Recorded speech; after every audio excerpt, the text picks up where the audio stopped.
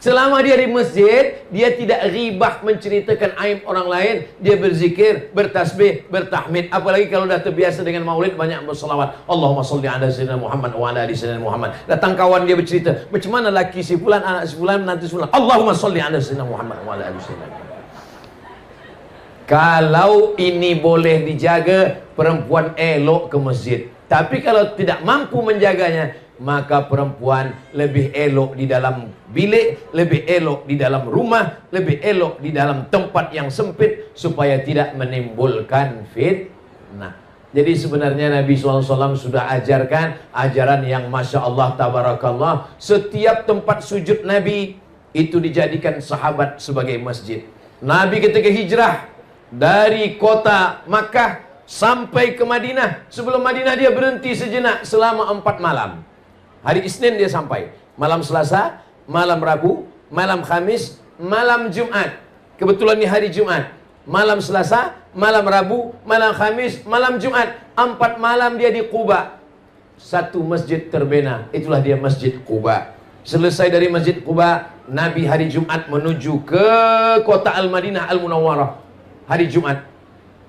Hari ini hari Jumat Nabi bertolak dari Quba ke Madinah. Dan ketika di tengah jalan masuk waktu Jumat, Nabi sholat Jumat. Tempat Nabi sujud sholat Jumat tidak di masjid, di tanah lapang, di padang. Nabi sholat Jumat, tempat Nabi sujud di padang itu dibenalah masjid oleh Umar bin Abdul Aziz. Nama masjid itu namanya Masjid Al-Jumu'ah. Panjang umur, sehat badan. Dari Quba ke Madinah, mudah-mudahan kita boleh singgah di Masjid Al-Jumu'ah insyaallah.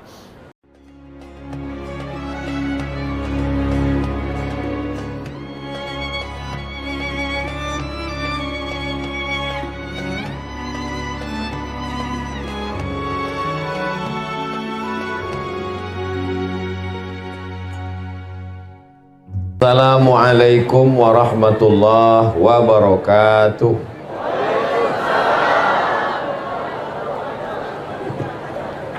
Anak raja menangkap balam, balam ditambat di tengah taman. Dari bunyi sambutan salam, nampak jamaah belum sarapan. Apa kabar semua saudara-saudara saya, sehat? Alhamdulillahi Rabbil Alamin. Allahumma salli ala Sayyidina Muhammad wa ala ali Sayyidina Muhammad. Semoga dengan solawat ini kita mendapatkan syafaat Nabi Muhammad sallallahu alaihi wasallam. Amin ya Rabbal Alamin. Yang berhormat Datuk Dr. Haji Yusuf bin Haji Yaakob, Adun N35 Sindumin, merangkap pengerusi Khazanah Sabah Berhad. Yang berhormat Datuk Mat Bali bin Haji Musa. Yang berbahagia, oh ini nama saya sendiri. Yang berusaha Tuan Haji Awang Quraimi bin Abdurrahman. Yang berusaha Al-Fadil Ustaz Awang Juri bin Awang Tahir. Yang berusaha Al-Fadil Ustaz Muhammad Rizwan bin Kaplin. Yang dihormati Tuan OKK Daud bin Haji Kasim. Yang berusaha Encik Abdul Hadi bin Awang Adi. Yang dihormati Encik Syahruddin bin Manro, Ketua Jabatan Kerajaan Negeri dan Persekutuan, tuan-tuan, puan-puan, hadirin hadirat, muslimin muslimat, mukminin mukminat yang belum berkahwin dan belum bersunat. Semua yang hadir ini dimuliakan Allah Subhanahu wa taala. Amin ya rabbal alamin. Pada kesempatan yang baik dan mulia ini kita berkumpul kerana hati bahagia Maulidur Rasul sallallahu alaihi wasallam. Untuk apa kita buat maulid? Kita buat maulid sebab kita tidak hidup dengan Nabi, tidak makan dengan Nabi, tidak sembahyang dengan Nabi, tidak serumah dengan Nabi, tak pernah menengok Nabi. Sahabat Nabi tidak perlu buat maulid sebab mereka berjalan dengan Nabi, solat dengan Nabi, berperang dengan Nabi, tiap-tiap hari dengan Nabi. Kita yang tidak kenal dengan Nabi ini memperkenalkan Nabi kepada anak, menantu, kawan, sahabat, jiran kita dengan mengadakan Maulidur Rasul sallallahu alaihi wasallam. Isi maulid itu kata Imam Al-Hafiz Jalaluddin Abdurrahman As-Suyuti, isi maulid itu 5 saja, tak banyak-banyak. Yang pertama, baca ayat Quran. Yang kedua, baca sejarah Nabi. Yang ketiga, ada tazkirah amar ma'ruf nahi munkar. Yang keempat, ada salawat. Yang kelima, ada doa. Jadi kalau dah cukup 5 itu, maka insya Allah sudah boleh disebut dengan maulid. Makan kalau ada baik, tak ada pun tak apa. Makan sebagiannya membuat, karena itu bagian daripada sedekah. Di tempat saya namanya maulid arba'in. Arba' 4, arba'in 40. Disebut dengan maulid arba'in kerana maulid dibuat 40 malam. Jadi saya sangka 40 malam ni dah banyak betul maulid. Ya, tiap malam lebih 1 bulan.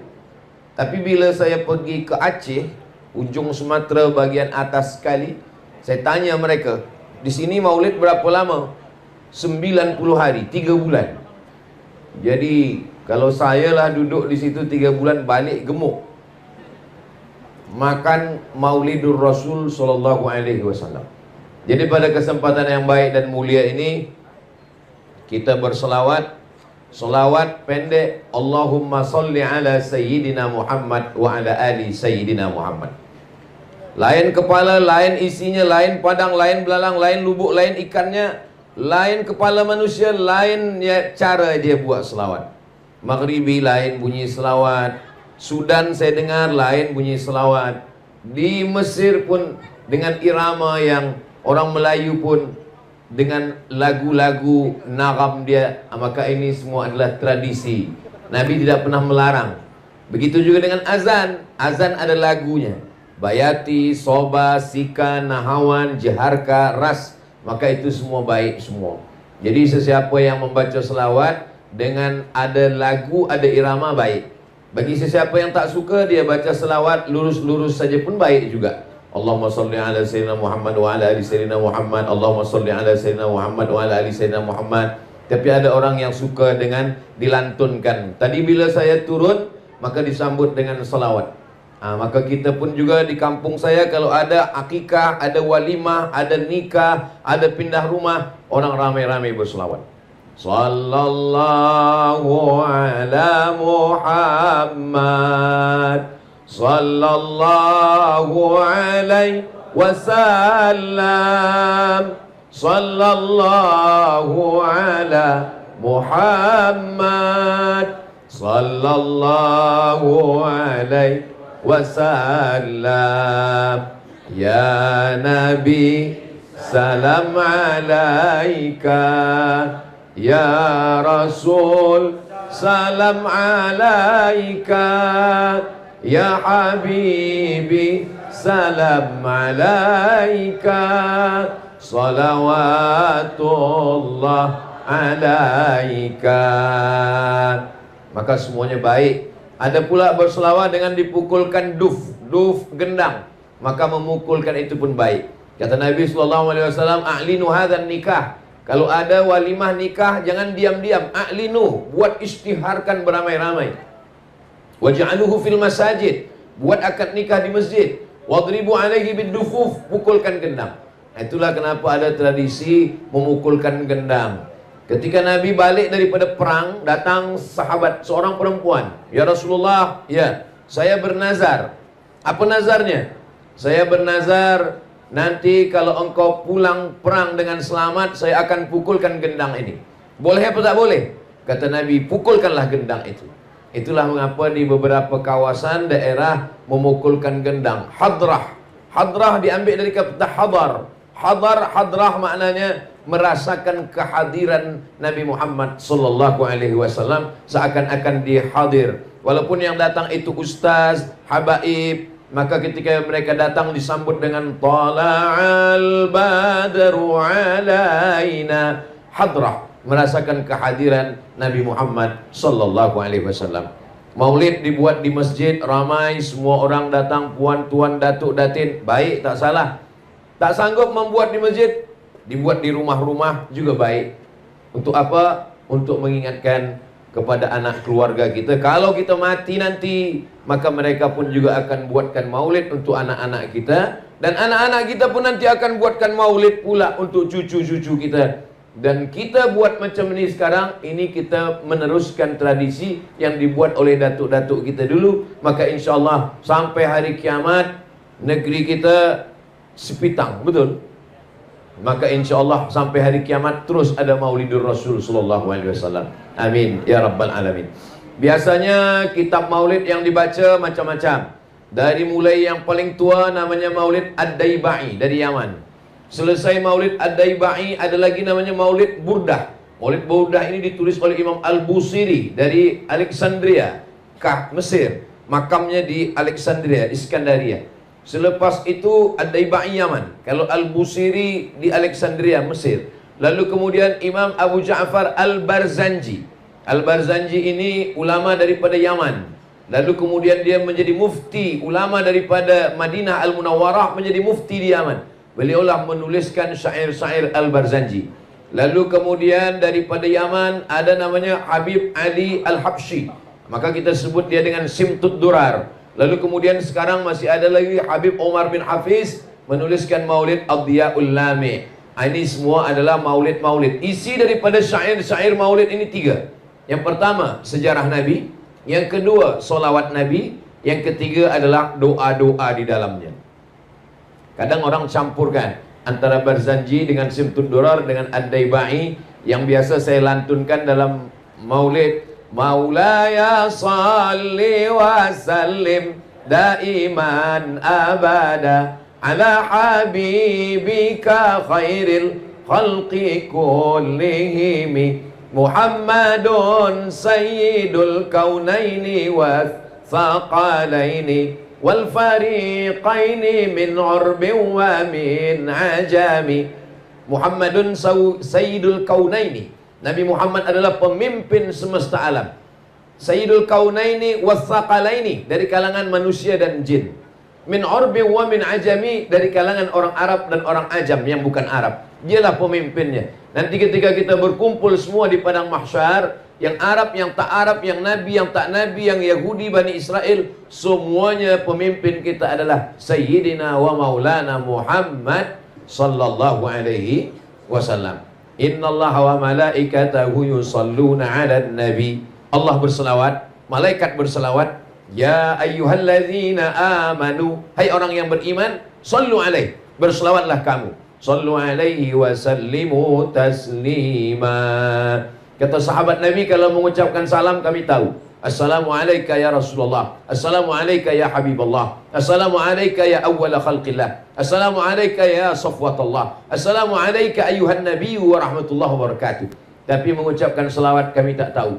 Maka turunlah wahyu diajarkan kepada Nabi Muhammad. Nabi mengajarkan kepada kita, Allahumma salli ala Sayyidina Muhammad wa ala ali Sayyidina Muhammad. Tapi kata Syekh Ali Jum'ah, solawat yang paling elok adalah solawat yang ada Ibrahimnya di dalam. Maka disebut dia dengan solawat Ibrahimiyah. Allahumma salli ala Sayyidina Muhammad wa ala ali Sayyidina Muhammad kama sallaita ala Sayyidina Ibrahim wa ala ali Sayyidina Ibrahim. Allahumma barik ala Sayyidina Muhammad wa ala ali Sayyidina Muhammad kama barakta ala Sayyidina Ibrahim wa ala ali Sayyidina Ibrahim fil alamina innaka hamidum majid. Majlis, setiap majlis. Maka kadang kalau kita berjumpa dengan orang, bila bersalaman, Allahumma salli ala Sayyidina Muhammad, Allahumma salli ala Sayyidina Muhammad. Kenapa orang kalau berjumpa bersalaman dia ucapkan selawat kepada Nabi? Karena kata Nabi, setiap ada majlis orang berkumpul, kalau tidak dibacakan selawat, maka majlis itu majlis bangkai, majlis busuk, majlis berbau. Maka orang yang berdua pun walaupun tak ramai berdua, dia tidak ingin majlis dia berdua itu menjadi majlis yang tak baik. Maka ketika bersua berdua, dia tetap ucapkan Allahumma salli ala Sayyidina Muhammad wa ala ali Sayyidina Muhammad. Ma min muslimaini, dua orang muslim, yaltaqiyani berjumpa, wa yatasafahani berjabat tangan, illa ghufira lahuma, diampunkan dosa mereka, malam yatafarraqa, sebelum dia berpisah. Maka kita pun juga di dalam majlis ini sudah berkali-kali berulang-ulang kita ucapkan selawat kepada Nabi. Dan insya Allah dengan selawat itu mudah-mudahan kita istiqomah insya Allah. Ada model selawat yang di dalam selawat itu ada doa sekali. Dia selawat. Kalau Allahumma sholli ala sayyidina Muhammad wa ala ali sayyidina Muhammad, tak ada doa di dalamnya. Tapi Allah tetap berikan balasan. Man shalla alayya salatan, siapa yang berselawat satu kali, sallallahu alaihi biha asyra, Allah balas 10 kebaikan. Wa huttan anhu asyara sayyiat, dihapuskan 10 kesalahan. Wa rufi'an lahu asyara darajat, dinaikkan 10 tingkatan derajat. Tapi dalam selawat itu tak ada doa. Allahumma sholli ala sayyidina Muhammad wa ala ali sayyidina Muhammad. Tak ada doa khas untuk kita, tapi Allah tetap beri balasan. Nah, ada dalam solawat itu ada doanya sekali. Itu yang selalu juga kita baca dalam program-program tahlil, dalam takziah orang meninggal, dalam walimah, dalam acara nikah. Allahumma sholli ala sayyidina Muhammad wa ala ali sayyidina Muhammadin salatan tunjina biha min jami'il ahwali wal afat wa taqdilana biha jami'al hajat wa tutahhiruna biha min jami'is sayyiat wa tarfa'una biha indaka 'alad darajat wa tuballighuna biha aqsal ghayat min jami'il khairat fil hayati wa ba'dal mamat innaka sami'un qaribum mujibud da'wat wa ya qadhiyal hajat. Ini afdal baik semuanya. Hanya saja solawat ini ada yang diajarkan Nabi Muhammad SAW dan ada solawat yang dibuat oleh para ulama, maka semuanya baik. Kenapa boleh solawat itu dibuat oleh para ulama? Mana dalilnya? Suatu ketika Nabi sembahyang, Sami Allahu liman hamidah. Nabi hanya mengajarkan doa Rabbana lakal hamdu mil'us samawati wa mil'ul ardi wa mil'u ma syi'ta min syai'in ba'd. Tapi rupanya sahabat di belakang ada dia baca doa agak lain. Sami Allahu liman hamidah. Alhamdulillahi hamdan tayyiban katsiran mubarakan fi.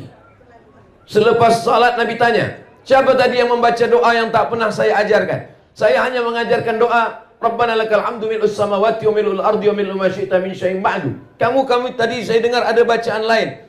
Alhamdulillahi hamdan tayyiban katsiran mubarakan fi. Selepas salat Nabi tanya, siapa tadi yang membuat doa itu? Lelaki itu menjawab, saya ya Rasulullah yang membuat doa itu. Kata Nabi, futihat abwabus sama. Saya tengok pintu langit terbuka, turun malaikat berlomba-lomba ingin mencatat, menulis doa yang sudah engkau baca tadi.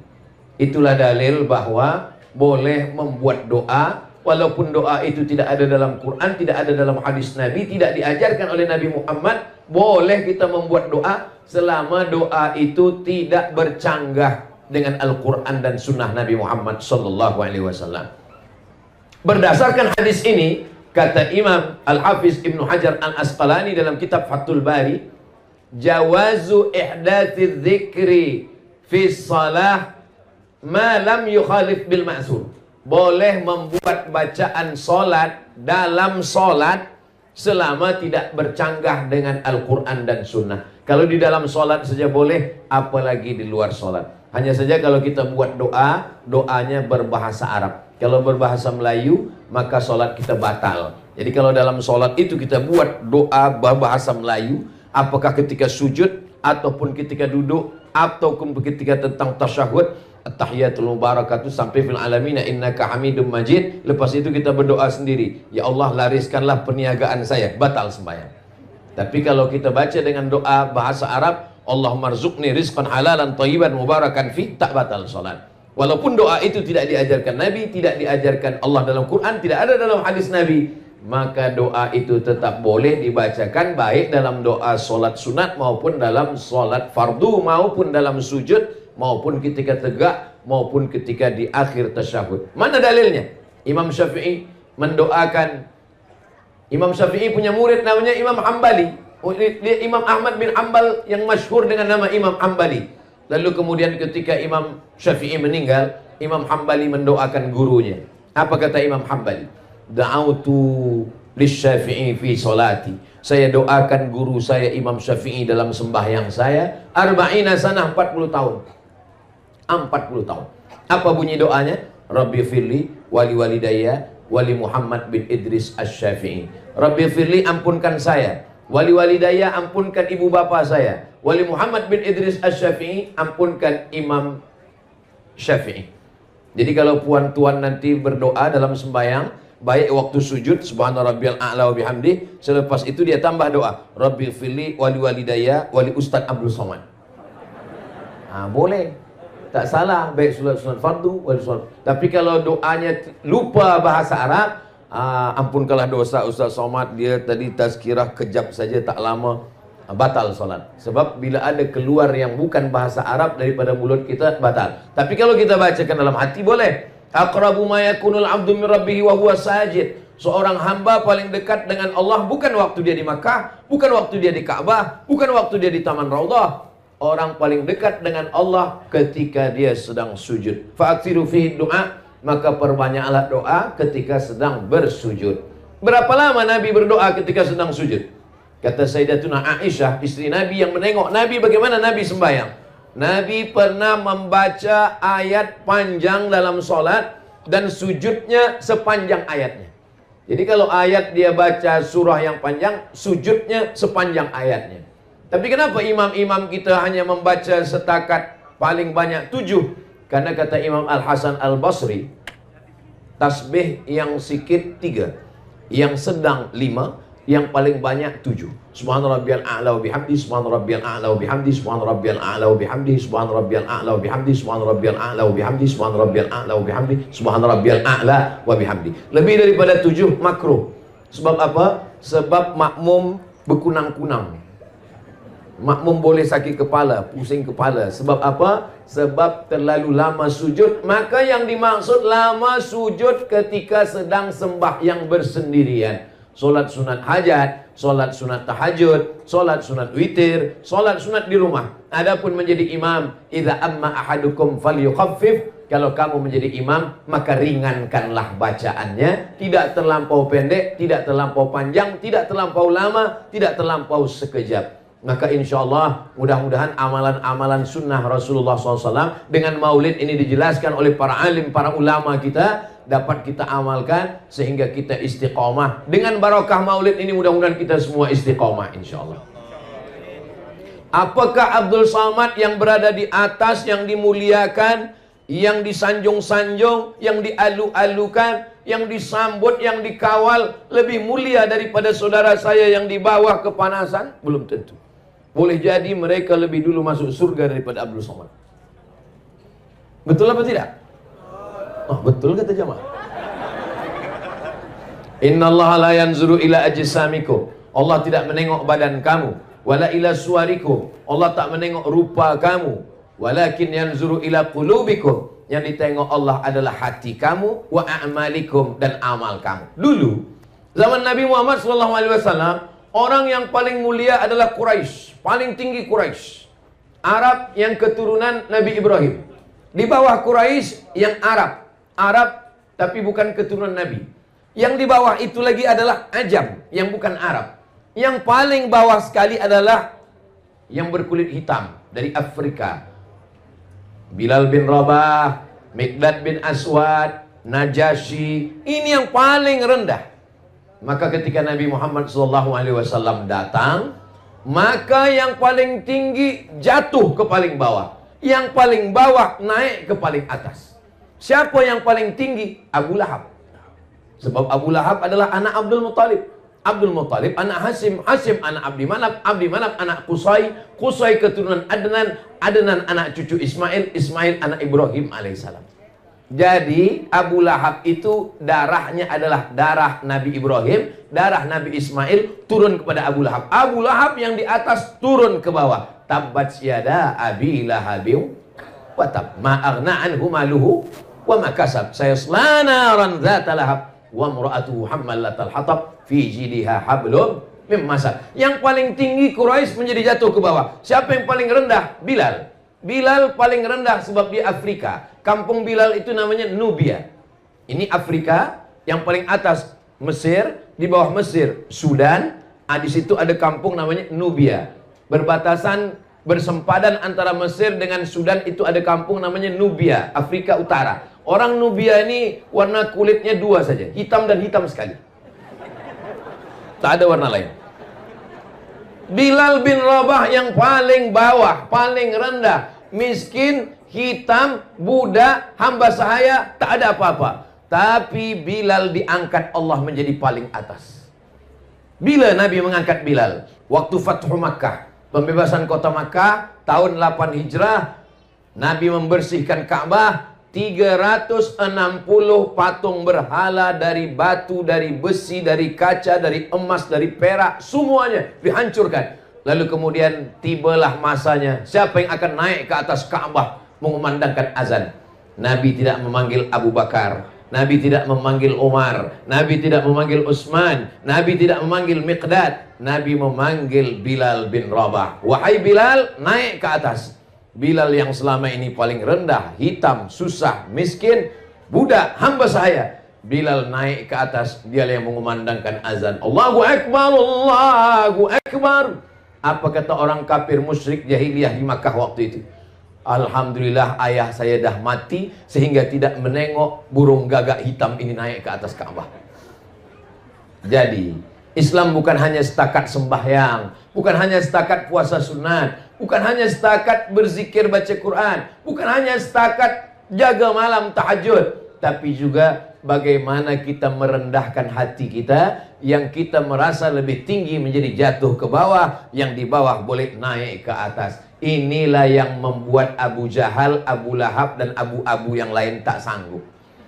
Karena mereka untuk duduk bersama dengan Bilal ini merasa berat. Bilal yang susah, Bilal yang hitam, Bilal yang budak kami. Kenapa kami boleh satu majlis dengan Bilal? Nabi Muhammad SAW ingin mengangkat darjah manusia. Manusia ini sama di hadapan Allah Subhanahu wa taala. La fadla bainal Arabi wal Ajam. Tak ada beza antara yang Arab dengan yang bukan Arab. Wala farqa bainal abyadi wal aswad. Tak ada beza antara yang putih dengan yang hitam. Kullukum min Adam. Semua kamu dari Adam, wa Adam min turab, dan Adam dari tanah. Dari tanah balik kepada tanah, akan dimakan cacing tanah, masuk ke lubang tanah. Maka kita tiada kemuliaan. Kita mulia karena asyhadu an la ilaha illallah wa asyhadu anna Muhammadan Rasulullah. Kalimatu haqqin 'alaiha. Kalimat hak, 'alaiha nahya, dengan itu kita hidup, wa 'alaiha namutu, dengan itu kita mati, wa biha nub'atsu, dengan itu pula nanti kita akan dibangkitkan di padang mahsyar bersama Nabi Muhammad dan masuk ke dalam surga bersama Nabi Muhammad sallallahu alaihi wasallam. Amin ya rabbal.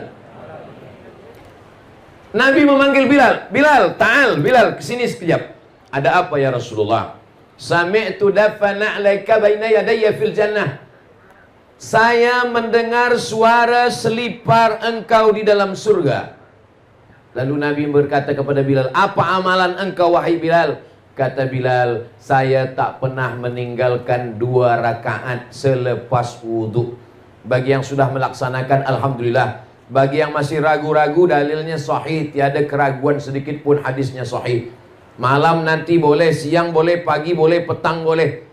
Ambil wuduk, selepas ambil wuduk, usalli sunnatal wuduk raka'ataini lillahi ta'ala. Ini pun tak pernah dibuat Nabi. Salat sunat wuduk tak pernah dibuat Nabi. Salat sunat wuduk tak pernah disuruh Nabi. Salat sunat wuduk tak pernah diperintahkan Nabi. Nabi hanya mendengar suara selipar Bilal di dalam surga. Maka Nabi memanggil Bilal, apa amal engkau wahai Bilal? Kata Bilal, saya tak pernah meninggalkan 2 rakaat selepas berwudu. Ini juga dalil bagi orang membantah yang mengatakan kalau tidak dibuat Nabi bid'ah. Pendek saja kaidah yang dibuat orang sekarang. Kalau tidak dibuat Nabi bid'ah. Seandainya kaidah itu yang dipakai Nabi, pasti Nabi memanggil Bilal. Bilal kesini sekejap. Apa amal engkau? Amal saya solat sunat selepas wudhu. Kalau tidak saya buat bid'ah, awak pelaku bid'ah, masuk neraka jahanam. Tapi Nabi tak ada mengatakan itu kepada Bilal. Nabi mengatakan bahwa amal engkau ini baik wahai Bilal. Itu namanya hadis takriri. Kalau ada orang mengatakan Nabi yang melakukan, hadis fi'li. Nabi yang mencakapkan, hadis qauli. Nabi tidak mencakapkan, Nabi tidak mengatakan, Nabi tidak mengucapkan, Nabi tidak melakukan, tapi dia bersetuju dengan perbuatan sahabat. Hadis takriri. Selepas Bilal ditanya. Waktu Bilal belum ditanya, hadis apa namanya? Maka dia bukan hadis. Kenapa Bilal boleh berani melakukannya? Karena perbuatan itu tidak bercanggah dengan Quran dan sunnah Rasulullah sallallahu alaihi wasallam. Banyak sekali nama-nama solat yang tidak dibagi nama oleh Nabi sallallahu alaihi wasallam. Masuk ke dalam masjid, keluar daripada masjid, masuk masjid, solat sunat 2 rakaat. Tadi kamu sembahyang apa? Salat sunat tahiyatul masjid. Nabi tak pernah bagi nama itu. Tunjukkanlah kita mana hadis yang Nabi bagi nama solat tahiyatul masjid. Tak ada. Nabi hanya mengatakan, idza dakhala ahadukumul masjid. Kalau kamu masuk masjid, fala yajlis, jangan duduk, hatta yusalli rak'ataini, hingga solat 2 rakaat. Namanya tak ada. Jadi membagi nama 2 rakaat tahiyatul masjid itu pun bid'ah, karena Nabi tidak pernah membagi nama itu. Jadi kalau kita mengatakan nama yang dibuat-buat itu adalah bid'ah, berarti apa namanya? Nanti bila saya ditanya orang, tadi Ustaz Somad solat apa? Tadi saya solat apabila kamu masuk masjid maka janganlah duduk kecuali solat 2 rakaat. Panjang betul namanya. Maka dibuatlah nama yang pendek, solat sunat 2 rakaat. Solat sunat nisfu Sya'ban. Tak pernah Nabi membuat solat sunat nisfu Sya'ban, tapi memperbanyak solat sunat di malam nisfu Sya'ban adalah amalan Nabi. Solat apa namanya? Bersesuaian dengan nisfu Sya'ban, solat nisfu Sya'ban. Nabi bertamu ke rumah sahabat. Sampai di rumah sahabat, Nabi diberikan jamuan makan. Selepas makan, Nabi minum. Selepas minum, Nabi bertanya, aina turidu an usolli? Di mana kamu mahu saya melaksanakan solat di rumahmu ini? Lalu sahabat itu menunjuk tempat di sudut rumahnya. Solatlah di sini ya Rasulullah. Lalu Nabi pun solat di sudut itu. Solat apa namanya? Tak ada namanya. Apa usollinya? Bagaimana niatnya? Usolli sunatan rakaataini, selepas dibagi jamuan makan lillahi ta'ala. Doa yang paling afdal adalah doa yang didahului dengan solat 2 rakaat. Maka ini masuk dalam yang disebut dengan solat sunat hajat. Hajatnya ingin mendoakan sahibul bait. Hajatnya ingin mendoakan orang supaya lekas jumpa jodoh menikah. Hajatnya ingin supaya yang sudah menikah punya anak keturunan. Usolli sunnatal hajat rakaataini lillahi ta'ala. Begitulah amalan-amalan yang dulu namanya belum ada, namanya datang belakangan. Begitu juga dengan amalan-amalan yang dulu belum ada, tapi kemudian ada belakangan. Tapi dasar asas daripada dalilnya tetaplah dari Quran dan sunnah Rasulullah sallallahu alaihi wasallam. Maka perbuatan-perbuatan kita yang amat sangat banyak sekali, selama dalil amnya masih ada, maka dia masih bernaung di bawah Quran dan sunnah. Adapun perbuatan yang tidak boleh, yang bid'ah, yang dhalalah, yang mungkarah, bid'ah dibuat-buat, dhalalah sesat, finnar masuk neraka, itu adalah perbuatan yang tak ada dalil sama sekali. Tak ada dalam Quran, tak ada dalam hadis, tak ada dalam ijma', tak ada dalam qiyas. Hari panas terik, pergi ke bawah tiang, lalu kemudian tegak sampai berpeluh, menatap matahari ke atas. Bila ditanya, apa yang sedang awak lakukan? Semakin berpeluh, semakin banyak pahala. Itu bukan saking banyak peluh banyak pahala, makin banyak peluh banyak sakit kepala. Maka ini bukan perbuatan yang baik. Karena tidak ada dalam Quran, tidak ada dalam sunnah, tidak ada dalam hadis, tidak ada dalam ijma', tidak ada dalam qiyas, tidak ada tuntunan dari Allah dan dari Rasulullah sallallahu alaihi wasallam. Adapun bahagia dengan lahirnya Nabi Muhammad sallallahu alaihi wasallam, rasa bahagia dengan lahirnya Nabi, Nabi pun bahagia dengan lahir dirinya. Mana contohnya? Nabi beribadah pada hari Isnin. Kenapa engkau berpuasa hari Isnin ya Rasulullah? Dzaka yauma wulidtu, hari Isnin aku dilahirkan. Itulah dasar kita berbahagia pada bulan Rabiul Awal, dan tidak hanya pada Rabiul Awal, pada setiap hari Isnin pun kita berbahagia. Kenapa? Karena hari Isnin kelahiran Nabi Muhammad SAW. Nampaknya puan berbahagia betul hari Isnin ini. Iya Ustaz Abdul Somad. Kenapa puan berbahagia? Setiap hari Isnin inilah suami saya bagi belanja lebih sikit. Supaya apa? Supaya saya memasak, supaya saya siapkan gulai, supaya saya siapkan manisan, supaya saya undang jemput jiran tetangga semuanya. Kami membaca maulid, kami berzikir, kami berselawat, kami berdoa di rumah yang kecil. Maka setiap rumah membuat anak menantu tahu, itu kita sudah mewariskan sesuatu tradisi yang baik. Man sanna fil islami sunnatan hasanatan, siapa yang membuat sesuatu yang baik, falahu ajruha, dia dapat pahalanya, wa ajru man amila biha, orang yang meneruskannya nanti selepas dia mati juga akan dapat pahalanya sampai pada hari kiamat, min ghairi an yanqusa min ujurihim syai'un, tanpa mengurangi pahala orang yang membuat pertama kali. Jadi siapa pertama kali yang membuat maulid, menyusun syairnya, menyusun salawatnya, dikumpulkan orang ramai, maka sampai hari ini dia mendapatkan pahalanya. Mudah-mudahan kita yang hari ini ada anak-anak kita yang hadir, belia-belia kita, nanti selepas kita mati menghadap Allah, kita akan meneruskan tradisi ini. Maka insya Allah kita yang sesudah mati pun juga akan dapatkan pahala amal jariahnya insya Allah. Amin ya rabbal alamin. Nabi Muhammad sallallahu alaihi wasallam selama di kota Makkah Al-Mukarramah 13 tahun. 40 tahun dapat wahyu, 13 tahun setelah dapat wahyu. 40 tambah 13, 53 tahun. Nabi tidak ada kekuasaan. Dia sembayang di samping Ka'bah. Datang Abu Jahal, Abu Lahab mencekik, menyungkup kepala dia dengan kain. Mereka siramkan dengan kotoran. Itulah kenapa tidak ada solat fardu di masjid selama di kota Makkah. Selama di kota Makkah tidak ada solat fardu di masjid sebab takut ditangkap, dicekik, dilempar, dibunuh oleh Abu Jahal, Abu Lahab. Jadi kalau ada di Sepitang ini ada orang Sepitang yang tak pernah ke masjid, berarti dia takut dicekik Abu Jahal, Abu Lahab. Kenapa laki awak tak pernah ke masjid? Dia takut ditangkap Abu Jahal dan Abu Lahab.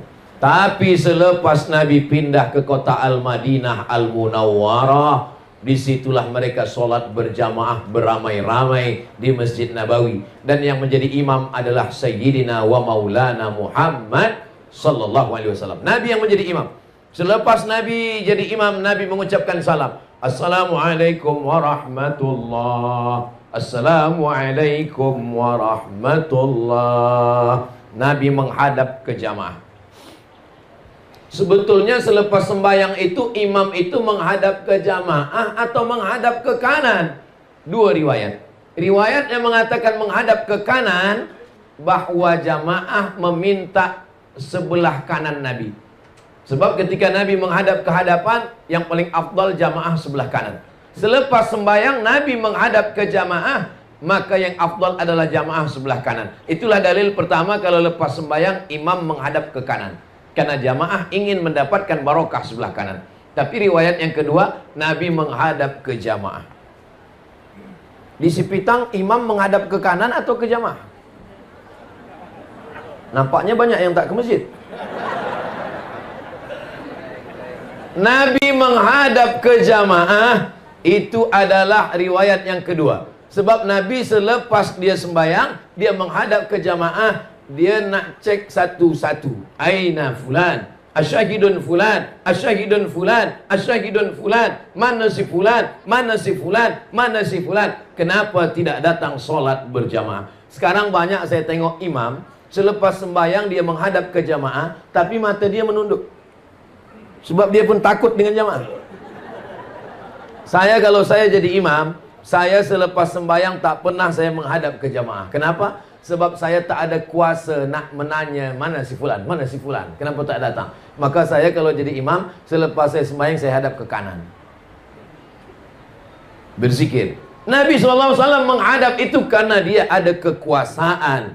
Memakai kekuasaan untuk mendatangkan orang solat berjamaah. Siapa yang tak berjamaah ke masjid, apa kata Nabi? La uharriqanna alaihim buyutahum layantahiyanna. Siapa yang sembahyang di rumah, siapa yang tak sembahyang ke masjid, jangan ulang lagi.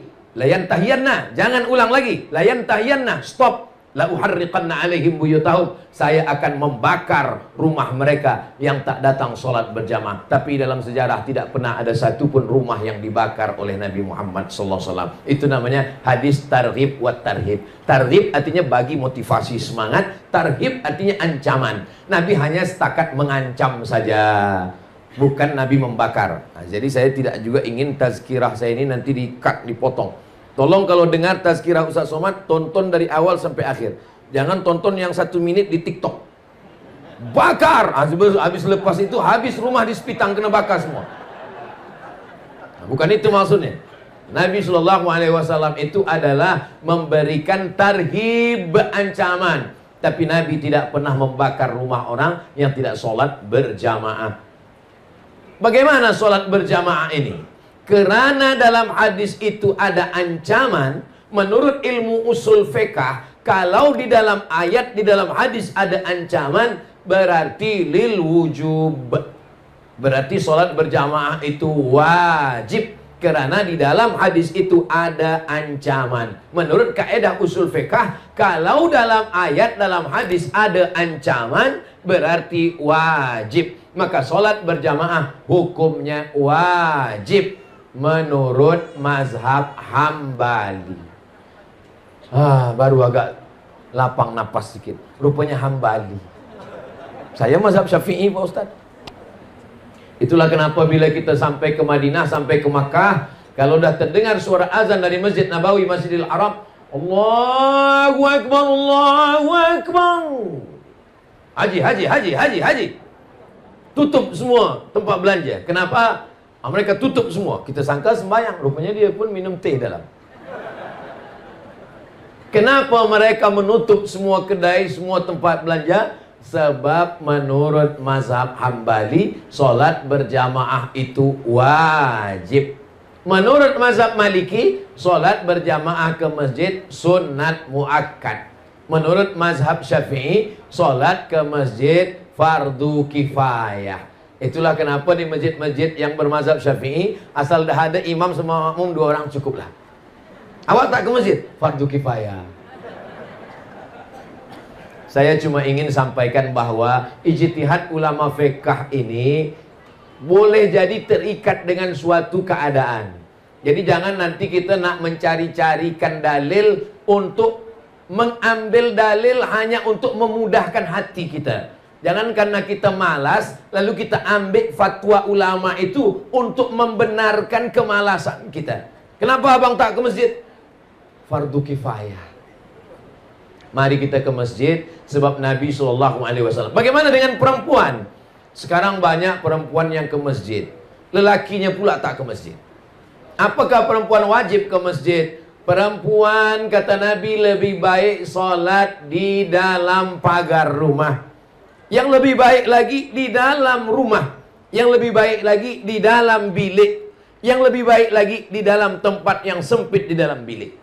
Seelok-eloknya perempuan sembahyang di dalam pagar, lebih eloknya lagi di dalam rumah, lebih eloknya lagi di dalam bilik, lebih eloknya lagi di dalam tempat sempit di dalam bilik. Itulah yang paling elok bagi perempuan. Inilah dalil sebagian orang mengatakan perempuan tidak elok ke masjid. Tapi ada satu hadis lagi mengatakan, la tamna'u ima Allah masajid Allah. Yang perempuan jangan larang ke masjid. Sila perempuan ke masjid. Dan kalau kita ke Masjid Nabawi, kita menghadap ke arah kiblat, sebelah kiri ini ada namanya Babul Baqi. Babul Baqi pintunya ke arah makam Baqi. Di belakang Babul Baqi ada Babu Jibril, karena itu pintu malaikat Jibril masuk ke rumah Nabi. Yang ke belakang sekali ada namanya Babun Nisa, pintu perempuan. Mungkinkah pintunya ada, orangnya tak ada? Itu menunjukkan bahwa perempuan ke masjid. Lalu bagaimana menyelesaikan masalah ikhtilaf antara hadis ini? Maka kata ulama, kalau menimbulkan fitnah di Palestina sekarang, di Gaza, menimbulkan fitnah, perempuan boleh ditangkap oleh tentera Israel, maka perempuan lebih baik dalam bilik, dalam rumah. Tapi di Sipitang ini ada tentera Israel?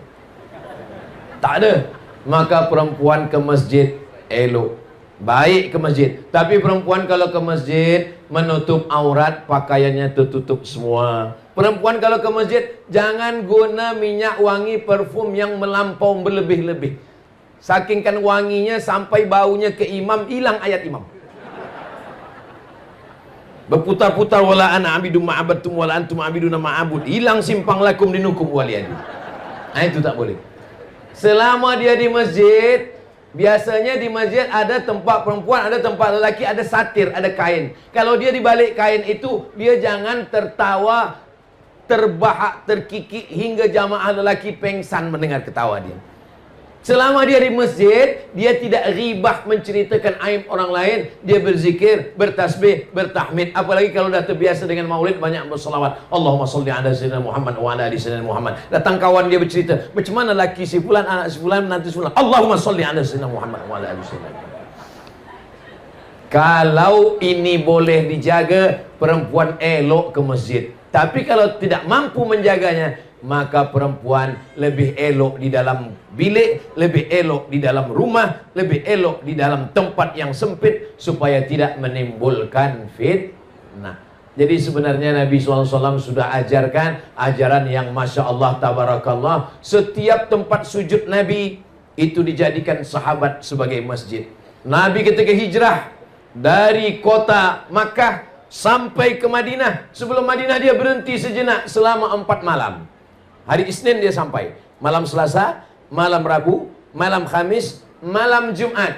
Kebetulan ini hari Jumat. Malam Selasa, malam Rabu, malam Khamis, malam Jumat. 4 malam dia di Quba. Satu masjid terbina, itulah dia Masjid Quba. Selesai dari Masjid Quba, Nabi hari Jumat menuju ke kota Al-Madinah Al-Munawwarah. Hari Jumat. Hari ini hari Jumat. Hari Jumat Nabi bertolak dari Quba ke Madinah. Dan ketika di tengah jalan, masuk waktu Jumat, Nabi sholat Jumat. Tempat Nabi sujud sholat Jumat tidak di masjid, di tanah lapang, di padang. Nabi sholat Jumat. Tempat Nabi sujud di padang itu dibinalah masjid oleh Umar bin Abdul Aziz. Nama masjid itu namanya Masjid Al-Jumu'ah.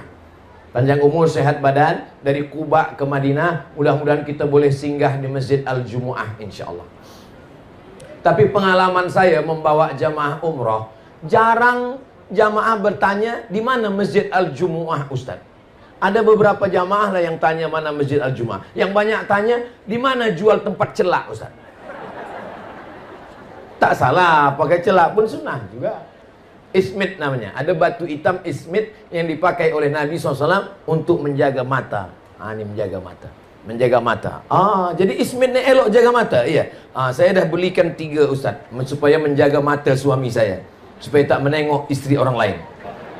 Ismit ini adalah yang dipakai sekarang, yang dipakai untuk celak mata supaya menjaga mata. Maka Allah Subhanahu wa taala menceritakan ini semua melalui lisan Nabi Muhammad sallallahu alaihi wasallam, supaya apa? Supaya kita ambil iktibar pelajaran. Di bulan Maulid itu diceritakan semua kepada jamaah supaya jamaah ambil. Tapi saya tidak mampu untuk menceritakan tentang Nabi 63 tahun dalam 60 menit. Siapalah Tuan Guru, Ustadz Habib yang boleh menceritakan hidup Nabi 63 tahun dalam 60 menit? Kalau ada orang yang mengatakan saya boleh menceritakan 63 tahun dalam 60 menit, bahasa Arabnya mustahilun. Makanya siapapun yang bagi tazkirah maulid, datang duduk dengar. Di surau, di masjid, di musola, di rumah, di bilik, di office, datang saja. Sebab maulid tentang ini boleh jadi tak diceritakan ini, maulid yang ini tak diceritakan ini. Dan kalau ada maulid yang diceritakan secara berulang, itu menguatkan hati dan akal fikiran kita, supaya kita lebih cinta. Hafal kaji kerana diulang, pasal jalan kerana dilalui. Begitu pepatah orang Melayu. Hafal kaji itu karena selalu diulang. Pasal jalan, ini jalan ke sawah, jalan ke kebun kita. Kalau dia selalu kita lalui, dia pasal sampai tak tumbuh lagi rumput, maka insya Allah begitu juga lah dengan maulid itu. Kita datang, kita dengar, kita duduk, kita berzikir, kita beristighfar, kita berdoa, kita berselawat. Mudah-mudahan mendapatkan barokah maulid Nabi Muhammad sallallahu alaihi wasallam. Lalu kemudian Nabi Muhammad sallallahu alaihi wasallam tahun yang kedua itu perang bernama Perang Badar. Dari kota Madinah ke Badar itu 150 km. Dari kota Madinah ke Badar, Nabi naik kuda. Berapa umur Nabi ketika dia perang Badar? Kita kira sama-sama. Nabi dapat wahyu umur 40.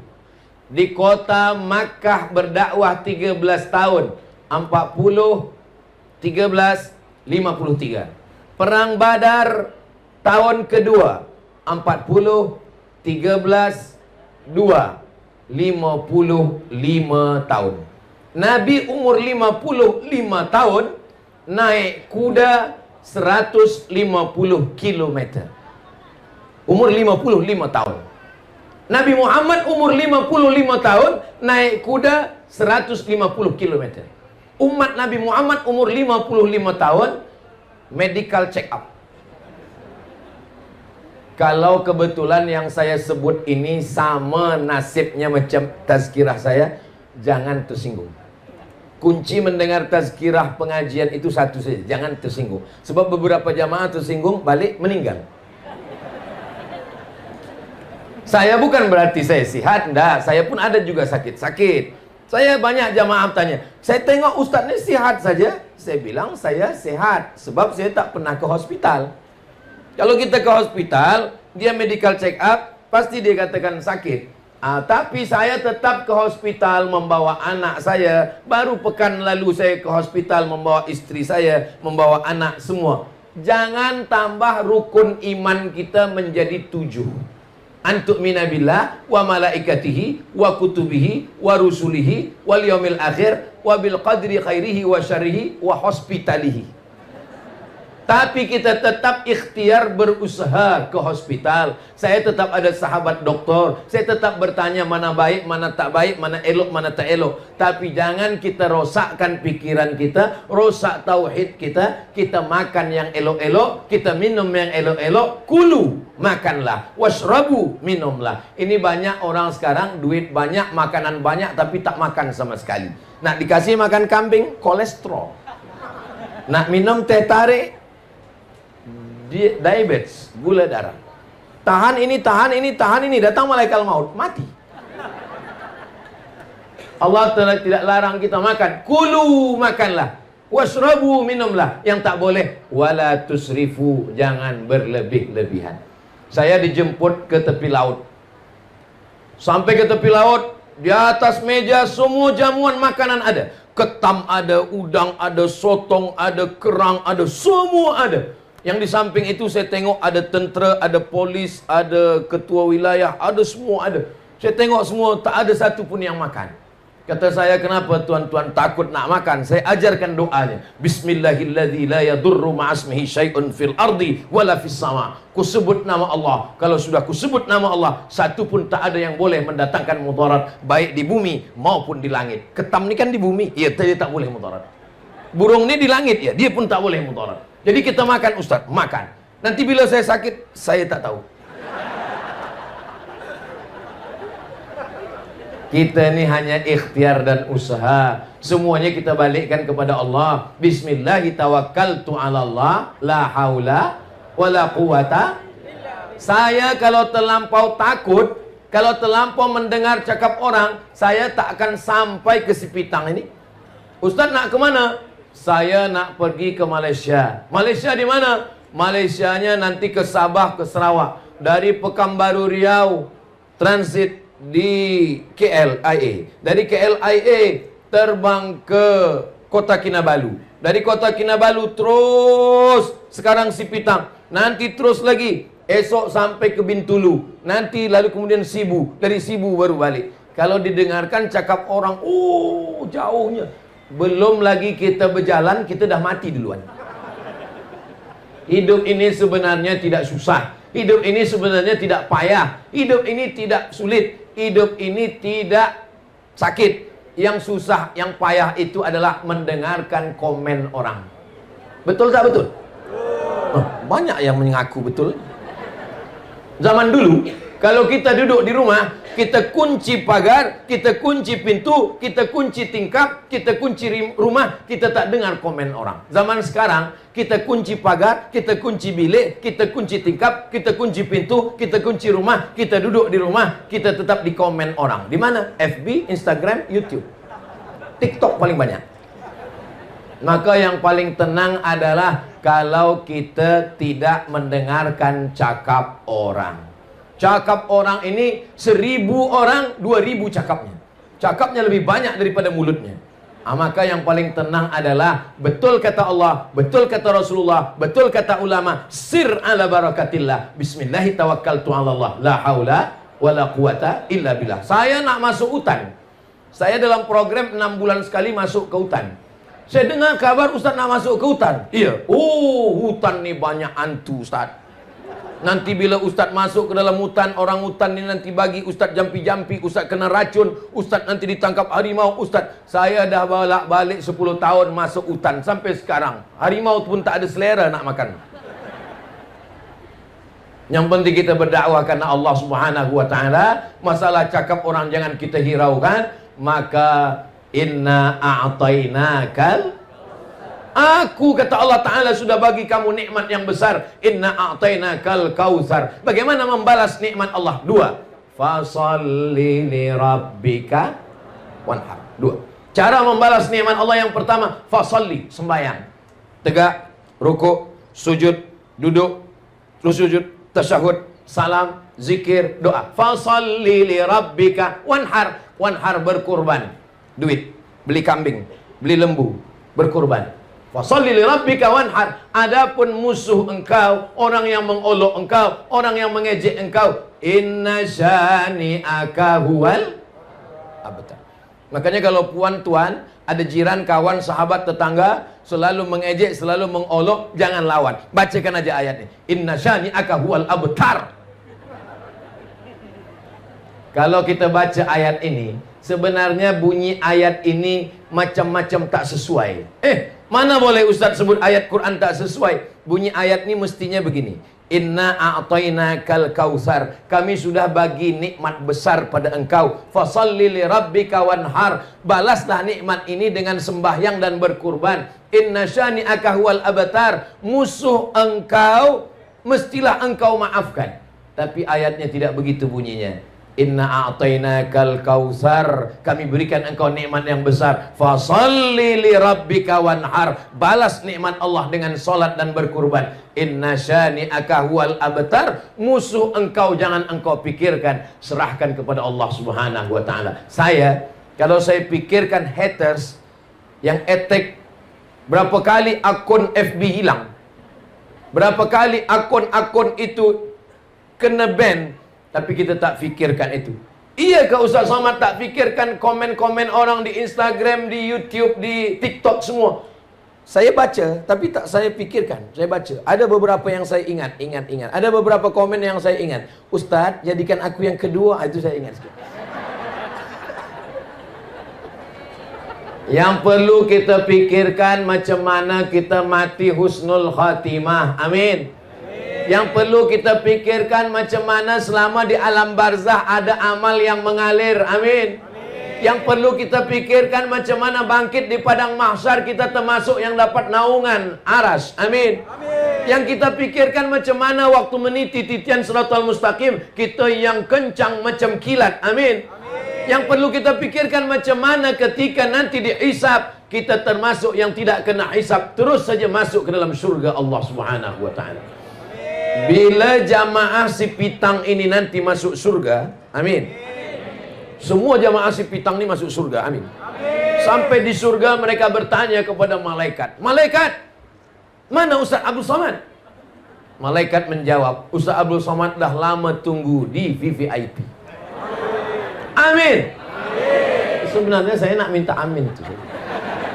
Cuma cara saya begitu. Kadang doa kita untuk diri kita belum tentu makbul. Kenapa? Karena doa kita untuk diri kita. Tapi kalau doa orang lain untuk kita. Saya banyak jamaah bertanya, kami kawal Ustaz Somad, kami menemani Ustaz Somad, kami berkhidmat dengan Ustaz Somad saja, letih kami. Ustaz tazkirah lagi, bagi ceramah lagi, 1 hari 3 kali, pagi, siang, malam, macam makan ubat. Kenapa Ustaz sihat-sihat saja? Apa Ustaz makan? Saya makan roti canai.